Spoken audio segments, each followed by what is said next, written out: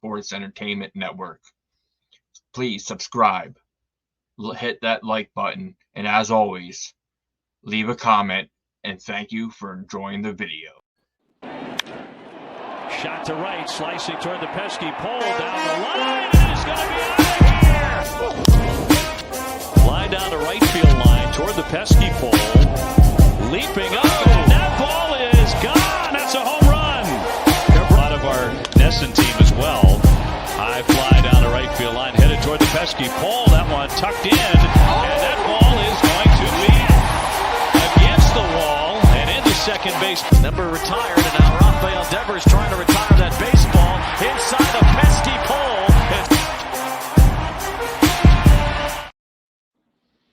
Welcome to another episode of the Pesky Podcast. I am your host, Ritt.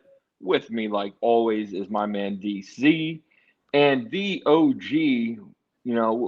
George, we gotta sit there and think of something because you're filling it a little bit everywhere now. It seems on the BSEN wide world of sports we have. Anything I can do to help the team, brother. So you might recognize the OG George, not only from here at the Pesky Podcast, not only from the round table, but also the Foxborough Fellows podcast that he jumped in and talked about this week's episode. So make sure you head on over to our YouTube channel that is down on DC's left, our right, and hit that subscription and check out and see what they're talking about. But let's talk a little Red Sox baseball. George, let's start with you. You put up a poll this past week, and let's talk about what the results were. Sure. Let me just bring it up here. I mean, I, like everybody else, was more than bored with what we were seeing, in terms of,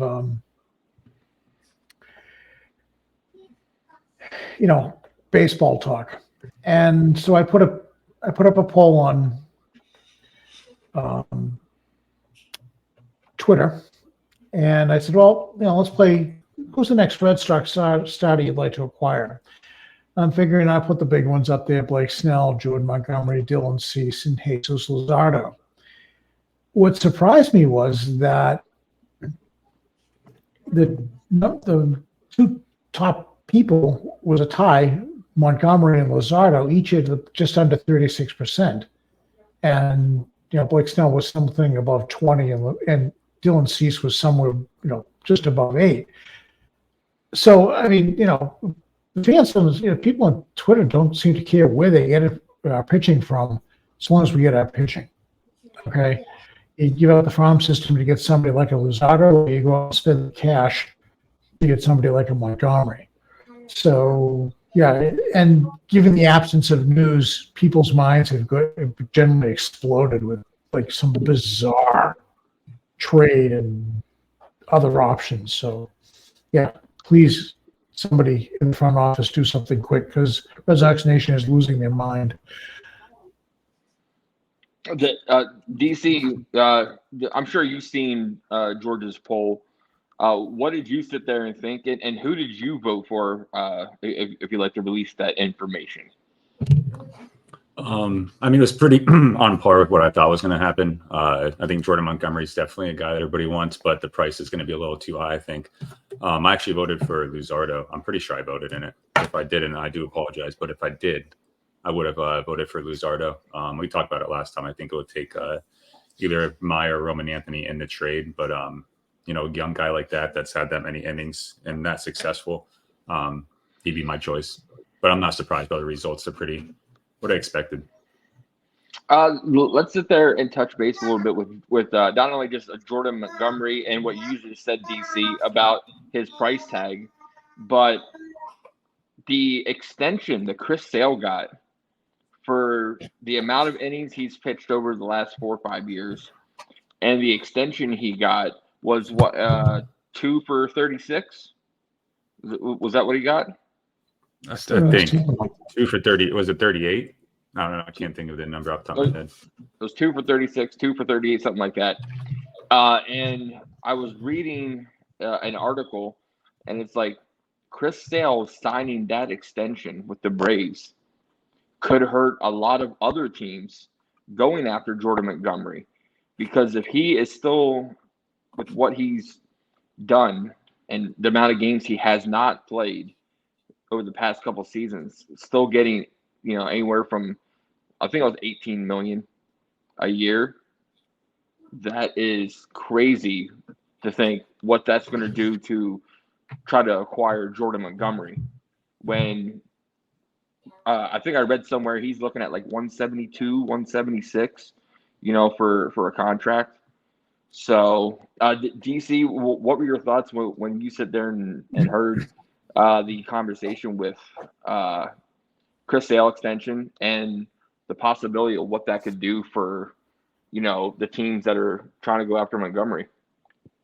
Yeah, I mean, I was a little surprised. Obviously, his injury history in the last, since he signed that extension has been pretty bad, but I'm very happy for him. I think he does, deserves a second chance, maybe not that much money, but, and like you said, that's going to change the ball game as far as what Montgomery gets. If Chris Sale is getting that off of an injury, not being too productive, in the last 4 or 5 years, that's going to definitely, bring that up. That Montgomery's agent is going to use that, as a building block, for a long-term deal, especially a guy like Montgomery who puts the innings in. He's proved that he can pitch in the postseason and win. I think that definitely even makes it more unattainable for the Red Sox to fork up that money. Yeah, George, what about you? We all know that since the extension, his biggest problem has not been the opposing batter; it's been staying on the field. So now, the Braves they're taking a risk. They're committing $38 million to see if he can stay on the field. Sox are ponying up the money this year, and they've reworked a piece of the contract, so they got the $10 million deferred, I guess. So, they're taking the same risk the Sox did, but for a shorter term. I mean, I hope he did. I hope he stays healthy and he pitches well. Okay. We all know he owned it when he was here, right? He apologized to the fans when he got hurt, and he just, coming into the season and everything, and he went out of town doing the same thing. Certainly class act all the way. But yeah, I mean, the Braves, if they get lucky, they get the good Sale, the one that goes and takes them out every 5 days. If not, they'll see what we went through for the past 3 to 4 years. So, well, okay, at the end of this season, 2024, say Chris Sale was the healthy Chris Sale. Would he have helped the Red Sox this season? Yeah, but then if you're looking at what we would have been looking at without a second baseman, with Vaughn Grissom possibly being here the entire, tenure that he has 6 years of controllability, I think us trading him helped our team more this year and the foreseeable future than getting 1 year of pitching with Chris Sale, because I don't think that we're done yet. The Red Sox, it was reported with Imanaga that we're down to, it was the last 4, but I think it's down to 2 teams now, where it was the Angels, the Giants, the Red Sox, and the Cubs. And now it's down to, from what I read on reports, it's down to us and the Cubs. So if we actually, could get him, I don't mean to cut you off. It's funny you just brought that up. I just refreshed Twitter, and it's coming from an outlet, a Japanese newspaper. So take it with a grain of salt. But supposedly it's the Angels and Giants are the finalists. But take that with a grain of salt. Okay. Well, maybe I misread it, but for us to still be in the conversation with them. But then again, looking at the starting pitchers, we've been in talks, and we have connections with a lot of them. Another one that I'm not too fond of is Stroman, and he has that connection with Breslow in the Chicago days. So, George, what are your thoughts on possibly the Red Sox bringing Stroman in? what does the contract kind of look like for him? And do you think that would help us more than, one of the other starting pitchers? Stroman was, in my mind, always a plan B option. Definitely not the top guy in your rotation, but if he's your number 2 or number 3, you could do worse. I don't know. So just for a contract, I would hazard a guess somewhere in maybe the low 20s. 22, 23. Mm-hmm. I don't know. Imanaga, he appears to have some decent stuff. I mean, you can go on faith that his stuff translates. Everybody who's seen him seems to think he'll do okay. Even up on the West Coast, and maybe Japanese players are saying, "Hey, listen, the shorter ride home is still the best ride home." So, I don't know. If his handlers are pushing him towards the Angels, somebody better talk to them. Because there's no way I can honestly stick with a client if I was representing him and saying, "You want to join the Arte Moreno show?" But my love of Artie, so. Yeah, and you sit there and think with Stroman, like Breslow knows what he's getting with him because he's worked with him before. But you sit there and think about it, and like you said, George, he's not a number 1. Nope. Bayo would need to take a big leap and bound to move up to be a true number 1. So, like our rotation now, if you look at it, it's Bayo's number 1, Giolito's number 2, and then this is where it gets crazy. Like we have Pivetta, we got Cutter Crawford, and then you got either Houck or Whitlock in there. So it's like, what's going on? Like, DC, well, what are your thoughts on the possible Marcus Stroman and then, the Imanaga? Yeah, I mean, I like Stroman. I know he gets a lot of hate. He's got some attitude problems, but the only thing with him is we need guys that are going to eat innings. He hasn't pitched more than 180 in the last 3 at least. He's like, actually, I'll have it up right now. So last year he had 136, and the year before he had 138. He reached over 200 innings twice in his career. Now he's back in 2016 and 2017. He's an injury risk. He'll strike some guys out, but I think he's lost some juice. He's only 32, but I don't think it's worth the money. Obviously, like George said, it's a good plan B, but you're looking for that innings eater, which we did get in Giolito, but we're not trying to have another summer where we're throwing out bullpen games to start, the game, or, burning through our bullpen as easily as we did. So that's not really a big help there. Yeah, that's the problem with him. Sorry, go ahead. No, I'm sorry. That's the problem with him. He's not an innings eater. Okay, and right now to save your bullpen, you need at least 2 guys in the rotation. They're going to do what Giolito does, and Giolito being one of them. You got to find somebody else, because if not, Core is a bullpen killer. So you gotta kind of defend yourself against that. So yeah. Now it's like DC said, with you have Giolito, he's eating innings. If we are on the outside looking in from Snell, Montgomery, Stroman, like there's not many starting pitchers left for us.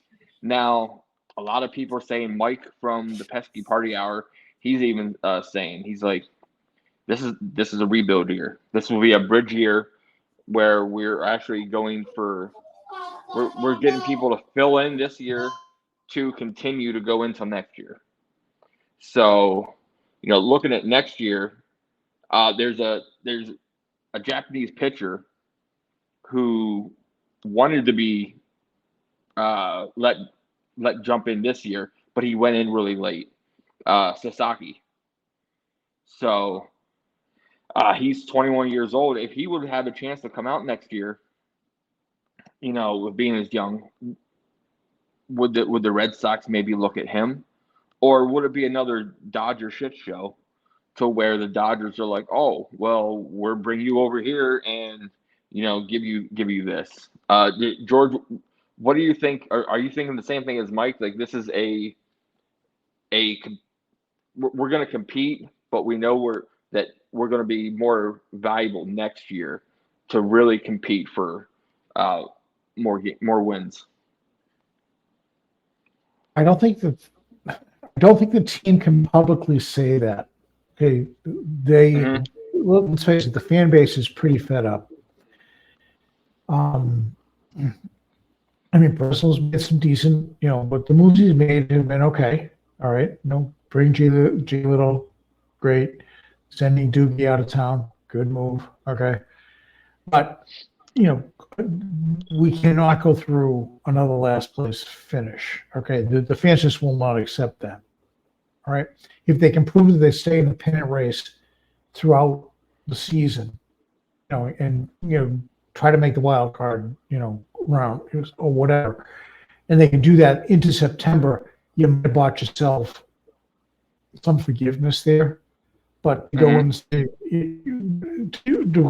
we're doing rebuilding and not use the word rebuilding or bridge, fan base is not going to accept that.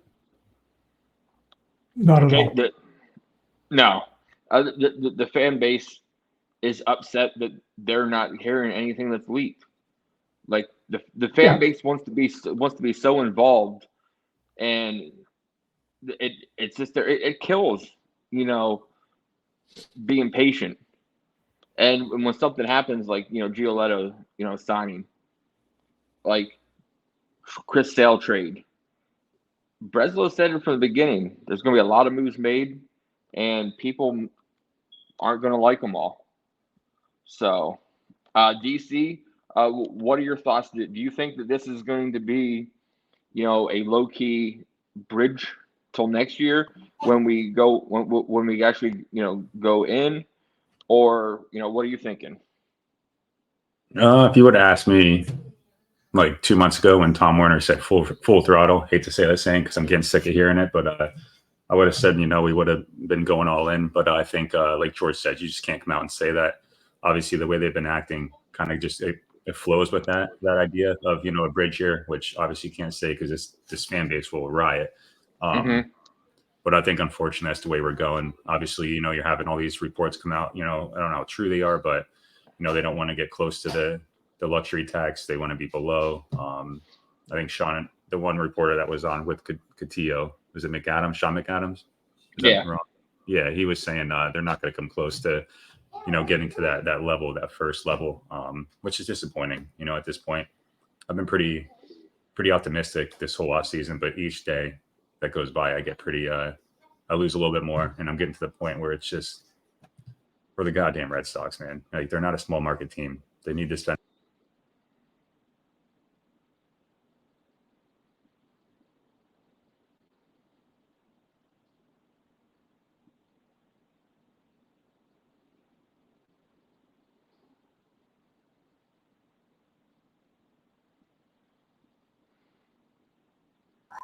Sorry, my mic just went mute for some reason. But no, the money they made off the team since they bought it, it's just I don't understand, man. It's frustrating. So I wouldn't be surprised if this is a bridge here. I wouldn't be surprised if we go into the next off season and the same thing happens. They put out an 80-win team. This year. What if they do that next year? I really wouldn't be surprised at this point, and I hate to say that. Yeah, but spending the time that I do with Mike on the Pesky Party Hour, and we sit there and we talk around stats, we talk, contracts, we break down, AVVs and stuff like that, and it gets me more into the business side. And I just like Rob Bradford. He sat there and he wrote a big article about John Henry and the whole organizational group, all the buyers and stuff. And, we talked about the developmental around Fenway Park, the development they're doing, and how John Henry's wife is a real estate, person. So then you got, we got his soccer team. We've got the Penguins. We've got the Red Sox. And there's rumors that he wants to dip his toe into NBA for Las Vegas. That's why he helped LeBron James with his portfolio to make him his net worth a little more. So it's like, is he just stretching himself too thin? The corporation stretching themselves too thin to where they can't help. Like, as long as they're making money, that's all he cares about. But when you win championships, you get more with that. George, what are your thoughts on all that? Yeah, I mean, John Henry's not a stupid man when it comes to money. It does seem as though at times he's interested in playing with his other toys. He proved it with Liverpool. He's trying to sign that star player. I know. And that contract, right. They're talking about 30-40 million a year. Right, exactly. And every Red Sox fan is going, yeah, well, you had an opportunity to do that with somebody else and you didn't.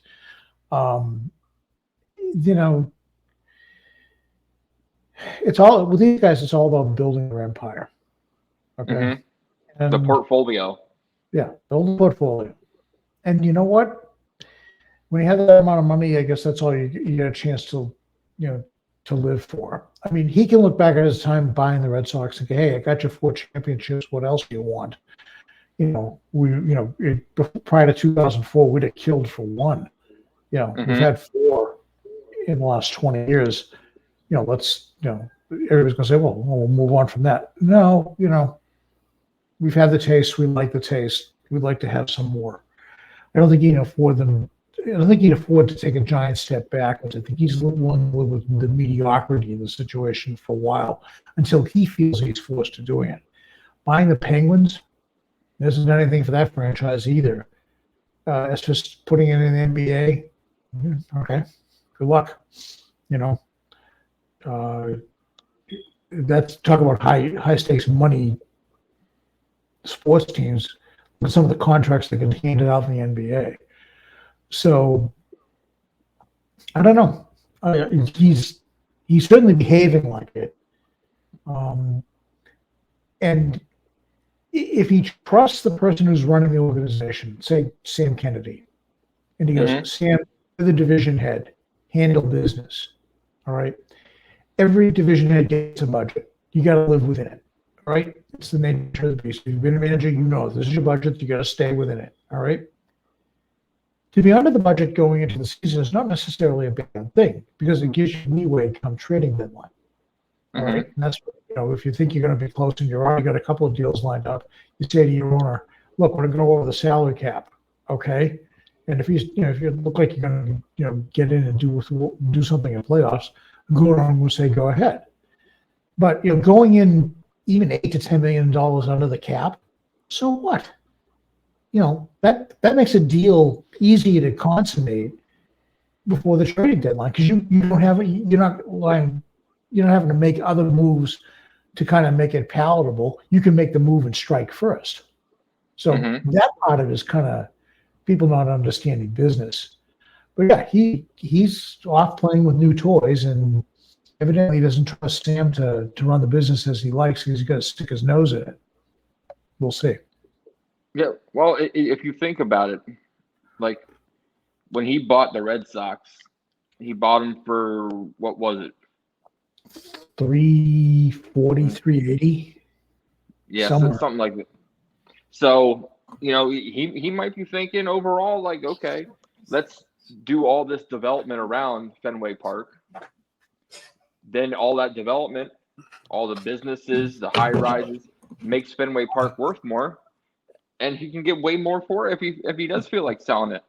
So the DC, what are your thoughts on is John Henry, thinning himself too thin? Yeah, flat out. I think he is. I mean, obviously, like George said, he's very, smart with his money. Unfortunately, I think that's a downfall for the Red Sox and their fans. I think he has too much on his plate. Well, I mean, not saying that he can't handle it all, but I think his focus isn't where it should be as far as the Red Sox. I think they kind of gone to the back burner. Yeah. Now don't get me wrong. If you look at, since he took over the team, he might be looking in long ways. Okay, how many long-term contracts actually paid out for me? And there hasn't been too many. Pedroia got hurt. Chris Sale's contract extension was abysmal. David Price's contract didn't really work out. Dice Case contract didn't work out for him. The Panda, like you have a whole bunch of them. Crawford, that didn't work out. So maybe he's looking more along the lines of, okay, I gave you Devers, 10 years, over 300. So there's your long-term guy. Let's sit there and just plug and play people around them, and until we can, with small contracts. George, what are your thoughts on that? Yeah, I'm sure he's absolutely gun shy with Panda and right now, if you look at Story's deal, he looks like that kind of a deal as well, because you've got no production on, really virtually no production for 2 years. And you got to be realistic about it. Between getting hurt and a couple of other things, what have you gotten for it? A little good defense, yeah, when he's been in the game, sure, but you got him for as much of his bat as you did for his glove. Yeah, he might just be. You get one long term, but long term contracts never pay off, right? You see that, okay? You get. That's what's killing me about the round of these long-term deals in the last 2 years, 10, 11, 12 years. Boy, that's a huge commitment to make. And those deals are going to be very ugly at the end. So, yeah, I mean, I get it. Plus, they're doing their job right. And they can develop their own pitching and keep the development of minor league players coming up. It kind of takes some of the sting out of it when you have to go to free agency. But right now, they have to go to free agency or make uneven trades to get what they need to be competitive. So that's a factor to be dealt with as well. But yeah, long-term deals, I understand why he's gun shy. If I was the owner, I'd be gun shy too, because as I said, you look at the end of those deals, they never work out for the club. DC, what are your thoughts? Yeah, I mean, recently in the last few years, how many big free agents have been signing these long-term deals? Before it was like a 5 or 6 year deal back in the early 2000s, 2010.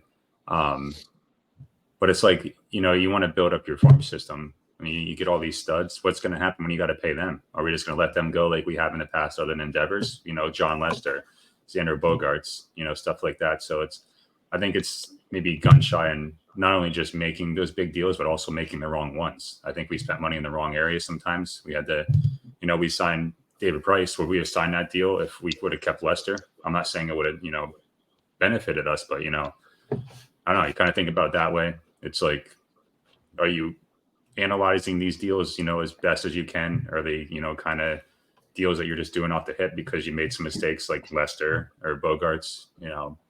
I think they saw the writing on the wall for Bogaerts, which is why they kind of made that deal for Trevor Story. Hopefully he can come back and produce these next, 4 or 5 years. I think he has left 4 years. I'm not sure off the top of my head. But like I said, what scares me is, you should definitely develop through your minor league system, but are you going to pay these guys like you haven't, other than Devers? And I don't think he will. Well, What team was it? Was it Kansas City? Or no? Or was it the Brewers that went and signed that young kid to a long? Yeah, and he never played he never played a major league game yet. But the Brewers are like, okay, you want paid?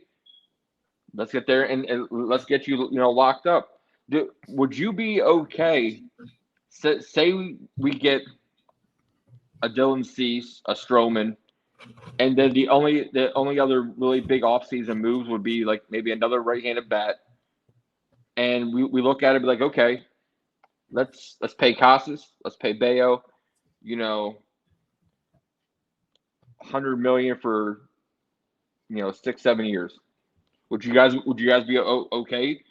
So we don't have to worry about arbitration. We have them for 6-7 years, and Casas will be the cornerstone opposite of Devers.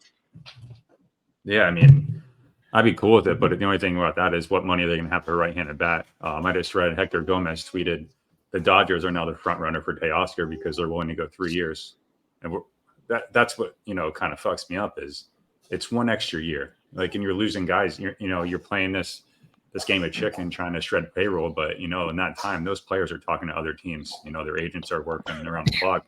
It's just, yeah, I mean, I would love for them to lock up Bayo and Casas. That would be a great idea. It's just if they spend that money, are they just going to throw it on our face and say, oh, we signed these guys, we spent money, so we're basically just going to be slim pickings for the right-handed bat that we do need now. George, what about you? Yeah, DC makes a good point. I mean, what are they going to do? I think that the unwillingness to do a third year with Teoscar sounds like something that is coming out of the front ownership level. 2 years is fine. Bridge year. We've got a bunch of young kids coming up that can probably take his place. Okay. Yeah, but they're all left-handed hitters. They need balance in their lineup. We said it a million times. It's too left heavy. If you're going to go that route, let's bring Adam Duvall back. I'm okay with that. I was just going to ask that. If we are out on Teoscar Hernandez, which it seems like we are we okay with saying, okay, let's bring Duvall back for a year? Either that or check in with Rhys Hoskins. He's still out there. See what he would cost. Yeah, he'd be a backup at first base as well. So, yeah, it would not be a horrible move. But let's talk about possible horrible moves. Now, I remember last year in the offseason, everybody, all the corporate gurus said that we overpaid for Yoshida. And now all of a sudden, the Red Sox are taking numerous phone calls for a bad contract, according to their executives, not ours, not the Red Sox, not our scouting team, but these are other MLB executives are willing to take on this quote unquote bad contract. So, DC, what are your thoughts on, us listening to opportunities for Yoshida, and would you want to sit there and keep him? I mean, I'm not going to dog them for having, doing their due diligence. If you get an offer you can't refuse and it betters the team, then absolutely. But I also think if other executives are saying that, I think they're trying to pull the wool over the eyes and just be like, using it as a selling point, he's a bad contract, we'll take it from you. Ultimately, I want them to keep him. I think it would piss off a lot of people in the fan base if they did trade him. Give him a normal offseason. Last year was his first year in the majors. They don't play that many games. He had a WBC where he played a lot. He ran out of gas. I think with the normal offseason, he knows what to prepare for. You give him one more year at least and see what he does. I know he's more of a DH now, but, if you can fix, clean up that defense, that even just makes him more valuable. And as the years go by, I mean, these contracts that he has, what does he make a year? Like 20? 15, yeah. 20. I mean, in 4 or 5 years, we're going to be looking at 15, 20 million like we did, 10 million right now. And then in the aspect of this game and how much money you make off of merchandising, ticket sales, concessions, everything, I just don't think it's that big of a deal. I mean, like you said, Chris Sale just got how much? 17, 18 million a year. Mm-hmm. Right. 19. At the tail end of his career. 19. Yeah, It's just, 19. I just think it's simple economics. Inflation's gonna hit, and a 15 to 20 million deal is gonna look like a $10 million deal, right? Like it does now. George, what about he's you? making 18. Yeah, he's making 18 flat. Yeah, I mean, as time goes on, inflation cures everything, and with baseball inflation, it's even more ridiculous. That's the way things are. $5 million a year 20 years ago was my goodness, that's a lot of money, right? Now you get veteran middle relievers who make that, and nobody beats an eyelashes about it. You look at what Ohtani got, $70 million a year. Okay, great. But yeah, it's the way baseball contracts are spiraling. Yeah, today's $20 million contract is, the value of it goes down over time because the last guy in always gets the best deal.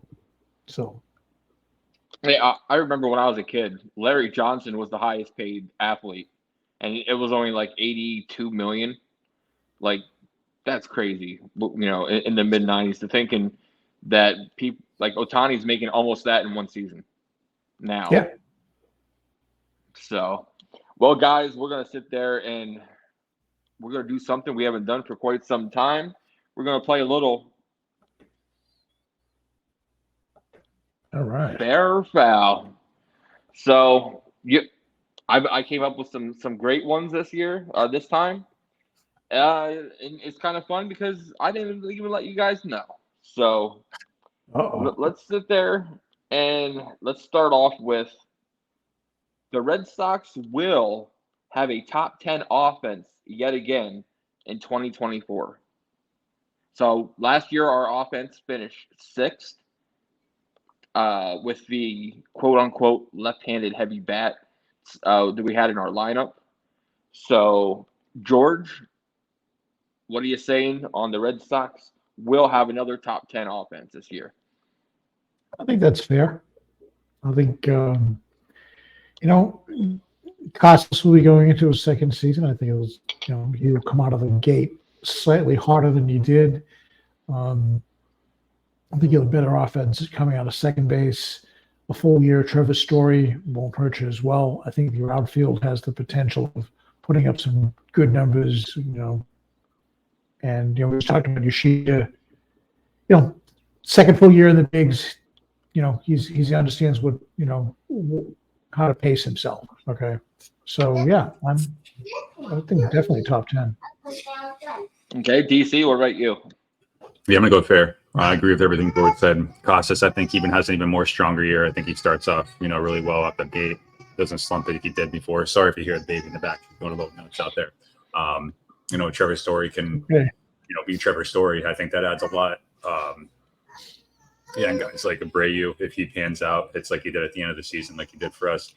I think there's definitely potential to be there. I think it could be a potent offense. It's just a lot of things have to come together. Obviously, there's a lot of concerns about injuries, stuff like that. But, on paper, I think for sure. Yeah, I will also go fair. So we're going to clean sweep it. I think Costas will have, like you guys said, a better season at first base. I think our production value at second base will be even better than we had last year with our rotation of second baseman. I think Story being getting an actual good spring training in will help him key up the bat. So I think we're going to upgrade at shortstop. Devers, I'm going to sit there and go on a long shot here. Devers is going to have, in my opinion, an AL MVP type season. I think Devers will finally be able to put everything together this year, the defense and the offense, to help us secure and lead this offense like he needs to. The outfield, the Smash Brothers are going to kill it. They might have to adopt Abreu in there a little bit because I do think it's going to be a rotating outfield. So, maybe we'll get Baby Abreu in there, pumping some iron.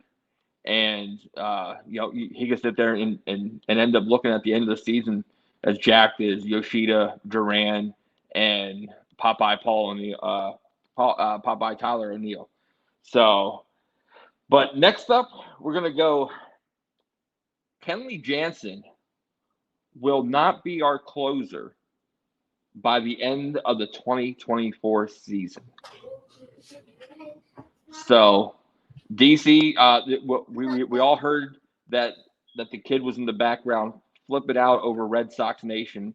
The baby's even tired of not hearing nothing, spending money. So DC, what are your thoughts? Kenley Jansen will not be the closer by the end of the 2024 season. I'm gonna go fair. I don't think he'll be the closer. I think if they can move him in the offseason, I think they will. Obviously, they want to shed payroll. I think his price tag really isn't that much for, an established closer like him, and it's only 1 year. So it's not like a team that gets him is going to be on the hook for, so many years after this year. I think a contender would want him, whether it's beginning, before the season starts or, once somebody gets a closer hurt, I think they can easily sell him off because then, you trade him at the deadline. It's like what, 8 or 9 million that they're going to own, if a little bit less than that. So. And then if that happens, I just hope a guy like I would love to see Whitlock in the closer role. I think he's a stud in the bullpen. I think the starter, experiment is definitely something I'd like to stay away from. But yeah, I know I kind of went sidetracked there, but I'm going to say fair. I can see it before the season. No. We were talking about the Pesky Party Hour. Ours were we broke down if Jansen's gone, who we want to see in that closing role. And, we broke that down. So, George, let's answer this question about Jansen. And then who would you want to see if Jansen's not there? I want DC. I think it's fair. He is the one movable piece that even if they're having a good season, they can make themselves better by moving. They have options to come in. Look, I think Whitlock is a great choice. How could also be a closer? He's got that bulldog mindset. I'll go into it saying, look, if they get their starting rotation squared away, right? Mm-hmm. Big if. But yeah, Whitlock belongs in the bullpen. You saw what he did when he first got here. He's all business on the mound. And do I think that he can, do I think he can do the job? Absolutely. Absolutely. But yeah, okay. If Jansen gets you something, either before the season or during the season, you are now a better ball club. Well, I'm going to agree with you guys again. I think Jansen, I don't think he gets traded until the trade deadline. Because maybe we might be able to get a little bit more then, because right now the Rangers are talks about wanting to take Jansen because they need help with a closer. They're willing to give up Leiter, but Leiter is not panning out at all so far. With his numbers down in double, he's made it to double A so far. Is that something that Breslow might be able to help him along the way? Possibly, but I don't see Jansen being there. I went throughout the name, and Mike agreed with me for everything on who I said would be a great closing option, except for we would not have another left-handed person in the bullpen. And that is Bernardino. I loved how last year it didn't matter when Alex Cora called upon him. Was it the open? He did close the game. Was it the setup? Was it, 2 innings, bases loaded, bases empty? He came in and he took care of business. He had like a 3.42 ERA. His walk ratio wasn't very high. So I would sit there and love them to give him a try. The only problem is with that is he's a left-handed option right now in the bullpen. So, And George, I know you just sit there and said that you forgot Martin. That's who Mike and Leslie both were saying that would be the favorite option to go take over for Jansen. So if I love Chris Martin. Yeah. Chris Martin would be. I think he could make the transition. He did it when Henley wasn't available. When Henley wasn't available, which was great. Question: do you hurt yourself by taking him out of a role he's just lights out of? And I think that I think you leapfrog Whitlock in there, and I think it works because you still have Martin as your fallback. That'd be my only. But yeah, Martin's an option as well. But I like the Whitlock idea. Whitlock to the Bernardino, yeah. But you're right, you don't have a lefty out of the bullpen. So yeah. So next up on Fair or Foul, the Red Sox will acquire their next starting pitcher by signing someone through free agency. So, DC, we'll start with you. Fair or foul? The Red Sox will sign somebody through free agency. Oh, man. I'll say,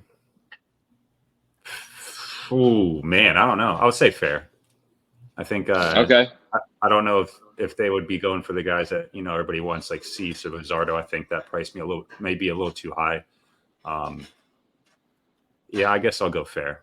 Try to manifest it. Obviously, I want to see a trade too, but if you can hold on to your top prospects and then also go out and get a good arm, but it just comes down to their ability to fork that money up. So I'm being very, very optimistic, which I don't think I should, but I'll go fair. Okay, George, what about you? I'm gonna go foul. I think that with the sale trade, I think you saw that Breslow is willing to be creative. So he's got his eyes on one or two guys out there we probably don't have our eyes on. Okay.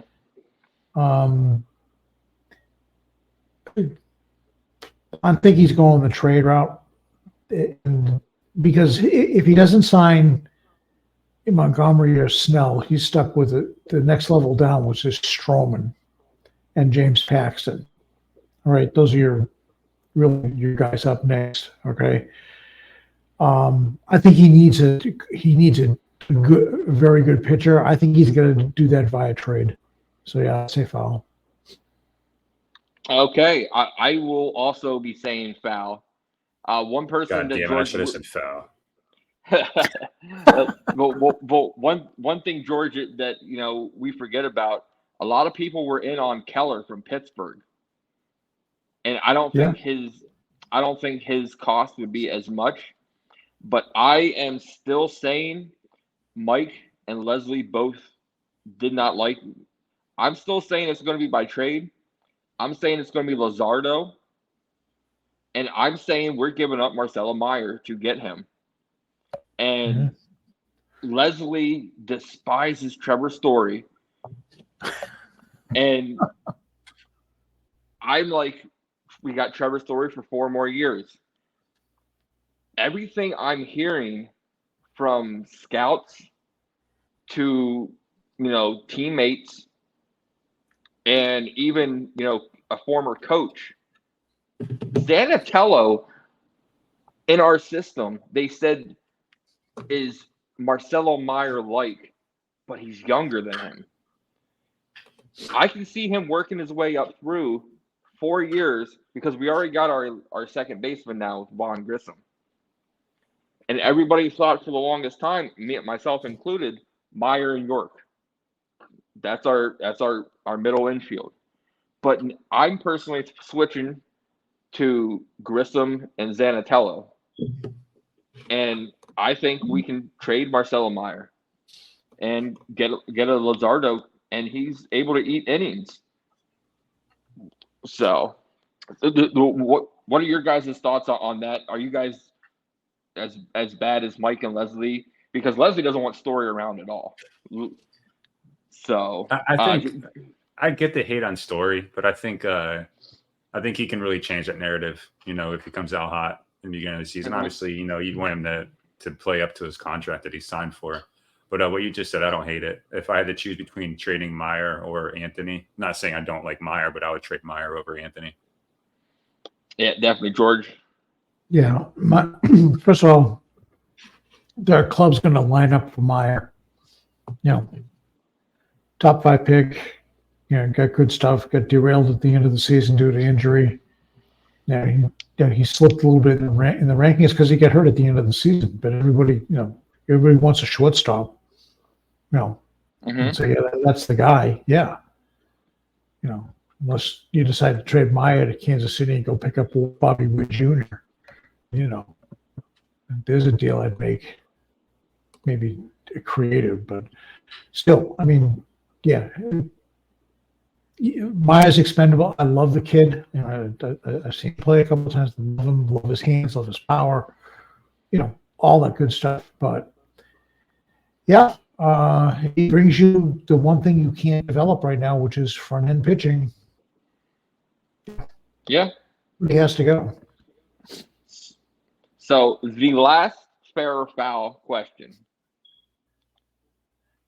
The Red Sox will finish third place or higher in the division as of right now. So, DC, since you're already laughing about this, we'll start with you. Third place or better?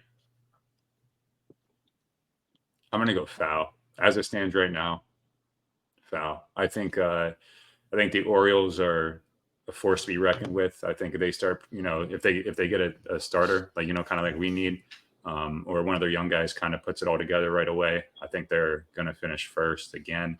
I think the Blue Jays, not talking about postseason, I think they play a lot better than they did last year. And I think, the Rays just find a way to win. I think right now we're fighting for fourth place the way it stands. And I hate to say that, but I don't know. We have a really, really stacked division, and we just aren't making the moves that we need to. We don't have the pitching right now. So I think we're fighting for fourth place at this moment. That could change, though. Mm-hmm. George, what about you? My head tells me say foul, but I'm going to say fair. I think the Orioles may take a half a step back this year. Okay? They haven't really done anything other than, pick up our old closer. But they haven't done a whole lot. Young, their farm system is still pumping out players. They had some success last year. They came out and overachieved like nobody's business. All right. I see them, young teams like that seem to take a step back. Okay. Watch out in 25. If you could tell me what's going on with the Blue Jays, I'd like to know, because talk about having talent but going nowhere. The Rays, I don't know. The House of Cards is due to fall soon. Don't know. The Yankees, they haven't. I think the Yankees move up a little bit. I see the Sox finishing third in this mess, with the Orioles finishing second and the Yankees back on top. Ooh.